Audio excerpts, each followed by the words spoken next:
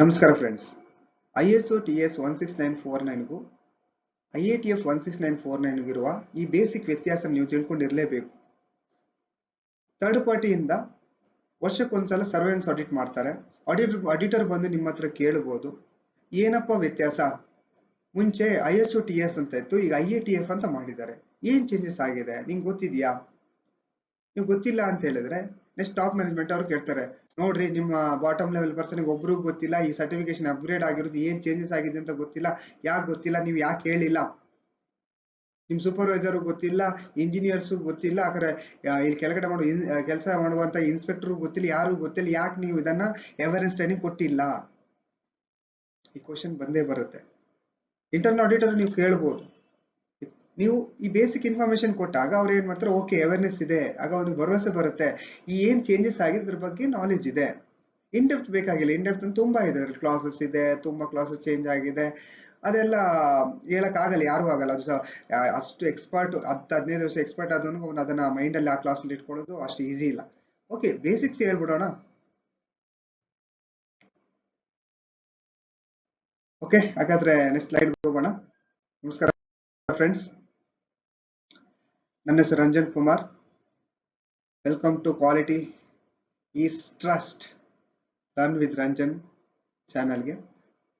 ನಂದು total 14 year experience, more than 14 years, 6 sigma green belt, black belt.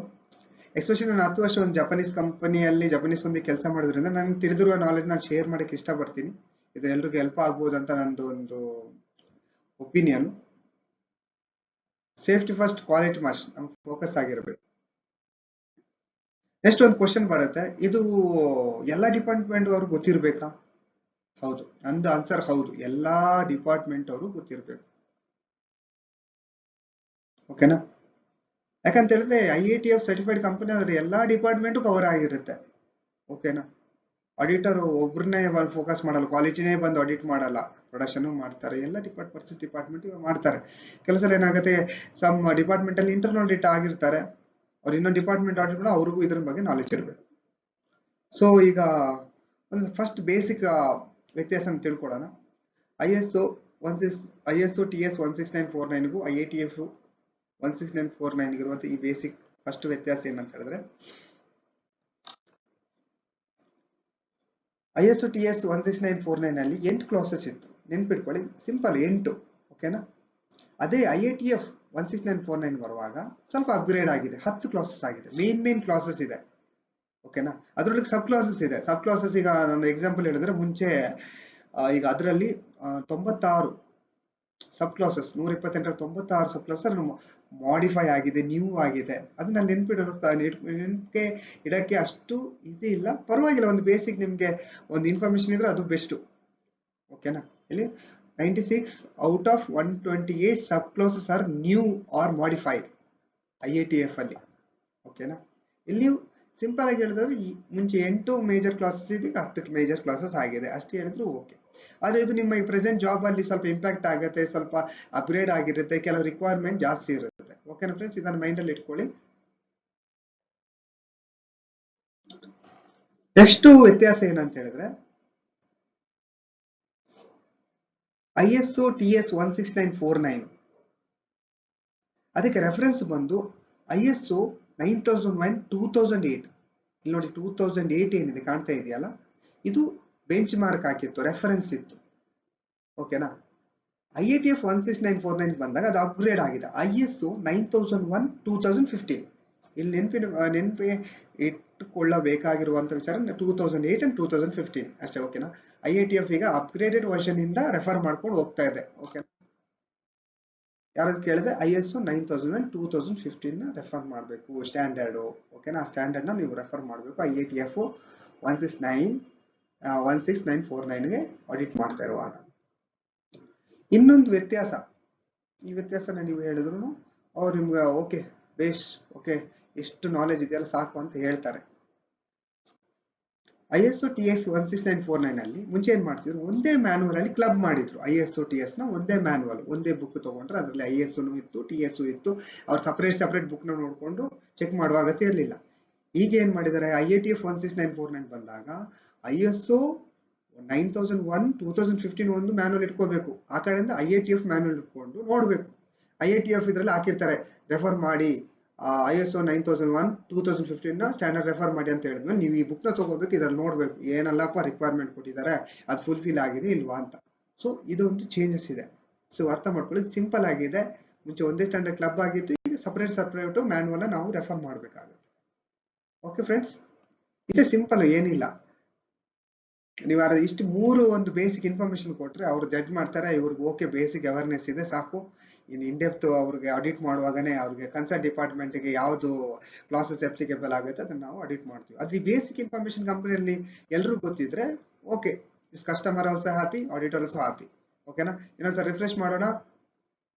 ISO TS 16949 ಅಲ್ಲಿ 8 classes, ಇದರಲ್ಲಿ 10 classes IATF ಅಲ್ಲಿ. ಮತ್ತೆ ISO 9000 2008 refer ಮಾಡ್ತಾ ಇದ್ವಿ ಮುಂಚೆ ISO TS ಅಲ್ಲಿ. ಈಗ IATF ಬಂದಾಗ ISO 9001 2015 ನಾವು ರೆಫರ್ ಮಾಡ್ತಾ ಇದೀವಿ. ಮುಂಚೆ ಏನಿತ್ತು ISO TS ಅಲ್ಲಿ ಎರಡನ್ನೂ ಒಂದರಲ್ಲಿ ಕ್ಲಬ್ ಮಾಡಿದ್ರು, ಒಂದೇ ಬುಕ್ ಅಲ್ಲಿ ಇತ್ತು. ಈಗ ಏನ್ ಮಾಡ್ತಾ ಇದೀವಿ, 9001 2015 ಒಂದು ಸ್ಟ್ಯಾಂಡರ್ಡ್ ಇಟ್ಕೋಬೇಕು, IATF ಸ್ಟ್ಯಾಂಡರ್ಡ್ ಎರಡು ಬುಕ್ ಇಟ್ಕೊಬೇಕು, ಅದನ್ನ ರೆಫರ್ ಮಾಡ್ಬೇಕು. ಓಕೆನಾ ಫ್ರೆಂಡ್ಸ್? ಸೊ ಇದು ಬೇಸಿಕ್ ಇನ್ಫಾರ್ಮೇಶನ್. ಇದನ್ನ ನೀವು ತಿಳ್ಕೊಂಡ್ರೆ ನೀವು ಆಟೋಮೋಟಿವ್ ಇಂಡಸ್ಟ್ರಿ ಕೆಲಸ ಮಾಡ್ತಿದ್ರೆ ನೀವೇ ಜಾಡ್ರು.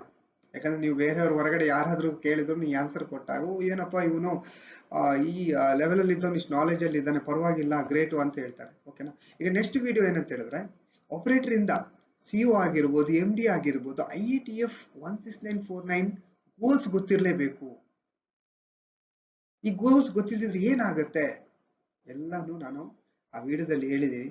ಫ್ರೆಂಡ್ಸ್, ಮಿಸ್ ಮಾಡದೆ ವಿಡಿಯೋ ನೋಡಿ,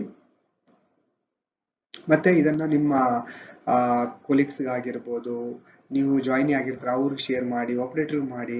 ಏನಂದ್ರೆ ಟ್ರೈನಿಂಗ್, ನೀವೊಂದು ಇಂಜಿನಿಯರ್ ಆಗಿರ್ತಿರೋ, ಸೂಪರ್ವೈಸರ್ ಆಗಿರ್ತೀರೋ, ನಿಮ್ ಕೆಳಗಡೆ ಇನ್ನೊಂದು ಟಾಸ್ಕ್ ಇರುತ್ತೆ, ಅವ್ರು ಟ್ರೈನಿಂಗ್ ಕೊಡಬೇಕು, ಸ್ಕಿಲ್ ಮ್ಯಾಟ್ರಿಕ್, OJT ಅಂತ ಇರುತ್ತೆ. ಈ ಟಾಸ್ಕ್ ನ ಆಡ್ ಮಾಡಿ ಅವ್ರಿಗೆ ನೀವು ಟ್ರೈನಿಂಗ್ ಕೊಡ್ಬೇಕಂತಲ್ಲ ಈ ವಿಡಿಯೋ ಶೇರ್ ಮಾಡಿ, ಅವ್ರು ಕಲ್ತ್ಕೊಂಡ್ ಬರ್ತಾರೆ. ನೆಕ್ಸ್ಟ್ ಡೇಗೆ ಮೀಟಿಂಗ್ ಅಲ್ಲಿ ಇದನ್ನ ರಿವ್ಯೂ ಮಾಡಿ. ಆಗ ಅವರಿಗೆ ಒಂದು ಆ ನಾಲೆಜ್ ನ ತುಂಬಿದಾಗ ಆಗುತ್ತೆ, ನಿಮ್ಗೂ ಒಂದು ಗ್ರೇಟ್. ಯಾಕಂದ್ರೆ ನಾಳೆ ಒಂದು ಕಸ್ಟಮರ್ ಬಂದು ಅಲ್ಲಿ ಆಡಿಟರ್ ಬಂದು ನಿಮ್ಮನ್ನ ಅಪ್ರಿಶಿಯೇಟ್ ಮಾಡಿದ್ರೆ ಸೊ ಅಲ್ಲಿ ನಿಮ್ಗೆ ಖುಷಿ ಆಗುತ್ತಾ ಇಲ್ವಾ? ಹಾಗಾದ್ರೆ ಪ್ಲೀಸ್ ಶೇರ್ ಮಾಡಿ, ನಾಲೆಜ್ ಗೇನ್ ಮಾಡಿ, ಗ್ರೋ ಆಗಿ. ಓಕೆನಾ ಫ್ರೆಂಡ್ಸ್? ನೆಕ್ಸ್ಟ್ IATF 16949 ಇದು ಗೋಲ್ಸ್ ಮಾತ್ರ ನೀವು ವಿಡಿಯೋ ನೋಡ್ಲೇಬೇಕು, ಯಾಕಂದ್ರೆ ಅದು ವೆರಿ ವೆರಿ ಇಂಪಾರ್ಟೆಂಟ್. ಓಕೆನಾ ಫ್ರೆಂಡ್ಸ್? ಮತ್ತೆ ನಾನು 10 ವಿಡಿಯೋಗೆ ಒಂದ್ಸಲ ಒಂದು ಗ್ರೋಯಿಂಗ್ ಅಂದ್ರೆ ನಾವು ಮೆಕ್ಯಾನಿಕಲ್ ಇಂಡಸ್ಟ್ರಿಯಲ್ಲಿ ಕೆಲಸ ಮಾಡ್ತಿದೀವಿ ಅಂತಂದ್ರೆ ಸ್ಯಾಲ್ರಿ ಕಡಿಮೆ ಇರುತ್ತೆ, ನಮ್ಗೆ ಗ್ರೋ ಬೇಕು, ಇನ್ಕ್ರಿಮೆಂಟ್ ಆಗ್ಬೇಕು, ಇಲ್ದಿದ್ರೆ ನಾವೊಂದು ದುಡಿಯುವಂತ ದುಡ್ಡು ಗ್ರೋತ್ ಆಗ್ಬೇಕು, ಆ ತರ ಎಲ್ಲ ಒಂದು ಮೈಂಡ್ ಸೆಟ್ ಅಲ್ಲಿ ಇರುತ್ತೆ. ಆದ್ರೆ ದಾರಿ ಕಾಣ್ತಾ ಇರಲ್ಲ. ನನಗೆ ತಿಳಿದಿರುವಂತ ನಾಲೆಜ್ ನ ಶೇರ್ ಮಾಡ್ತೀನಿ. ನಾನು ಮೆಕ್ಯಾನಿಕಲ್ ಇಂಡಸ್ಟ್ರಿಯಲ್ಲೇ ಕೆಲಸ ಮಾಡುವಂತ ಪ್ರತಿಯೊಬ್ರು ಗ್ರೋ ಆಗ್ಬೇಕಂತ ನಂದೊಂದು ಇಚ್ಛೆ. ಯಾಕಂತ ಹೇಳಿದ್ರೆ IT ಸೆಕ್ಟರ್ ನೀವು ನೋಡ್ಬೋದು, ನೀವು ಮೆಕ್ಯಾನಿಕಲ್ ಇಂಡಸ್ಟ್ರಿಯಲ್ಲಿ 10 ವರ್ಷ ಕೆಲಸ ಮಾಡಿದ್ರೆ ಅವ್ರು 3 ವರ್ಷದಲ್ಲಿ ಸಂಬಳ ತಗೋತಾರೆ. ನೀವು 10 ವರ್ಷ ಆದ್ರೂ ಅಷ್ಟು ಸಂಬಳಕ್ಕೆ ಬಂದಿರಲ್ಲ. ಓಕೆ, ಆ ಸಂಬಳ ಬರೆದಿದ್ರು ನಮ್ಮ ಹತ್ರ ಒಂದು ಸೇವಿಂಗ್ ಆಗುವ ದುಡ್ಡು ನಂಗೆ ಫಾಸ್ಟ್ ಆಗಿ ಗ್ರೋ ಹೆಂಗ್ ಮಾಡೋದು? ಸೊ ಅದನ್ನಾದ್ರೂ ನಾವು ಕಲ್ತ್ಕೊಂಡು ಗ್ರೋ ಆಗೋಣ. ಓಕೆನಾ ಫ್ರೆಂಡ್ಸ್? ಲೈಕ್ ಮಾಡಿ, ಸಬ್ಸ್ಕ್ರೈಬ್ ಮಾಡಿ, ನಿಮ್ಮ ಫ್ರೆಂಡ್ಸ್ಗೆಲ್ಲ ಶೇರ್ ಮಾಡಿ, ನಿಮ್ಮ ಕೊಲೀಗ್ಸ್ಗೆ ಶೇರ್ ಮಾಡಿ. Okay, thank you so much.